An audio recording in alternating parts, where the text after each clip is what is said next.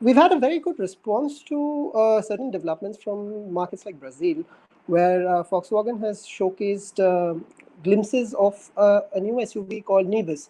Now, that's projected, at least to us, as a mass market SUV with some sort of aspirational value, at least for the middle class family. What are the prospects of getting a car like that? A.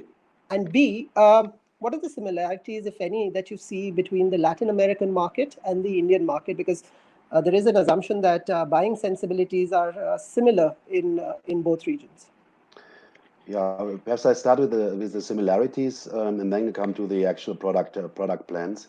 You are right.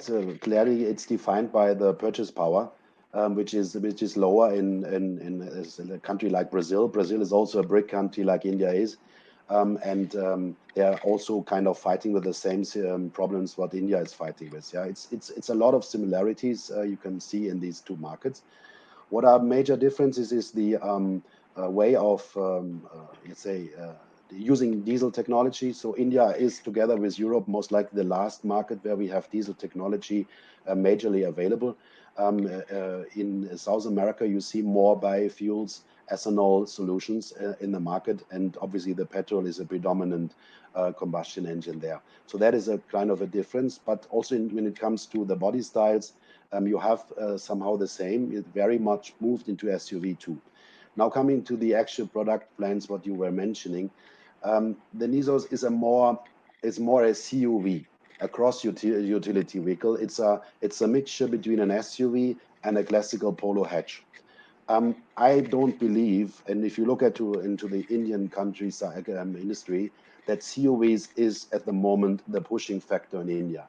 Indians are more focused on the classical, robust, masculine SUV type of car, which has higher ground clearance, which has a clear stance in the front, which has more like, when you talk in the design language, a rectangular front. So people are really striving more for this ruggedness rather than a CUV. Some of our competitors here in India have tried CUVs, but so far you can see it's not with a lot of success. So therefore, we as Volkswagen India, we are majorly focusing on the classical SUV-ness, and that's the reason why we have defined our strategy in launching 4 new SUVs in the next 2 years. Yeah, clearly Right. down the road, you never know. Yeah, and you also the SUV was a couple of years ago not a big thing in India. Yeah, but it's now a predominant trend into this. We had a very strong sedan portion in India a couple of years ago, and it moves dramatically to SUV. You never say never. Yeah, could be something interesting, but so far as I see the market, and we have experimented a lot with our customers in order to define our future strategy, it's clearly the classical SUV, which will be the predominant solution.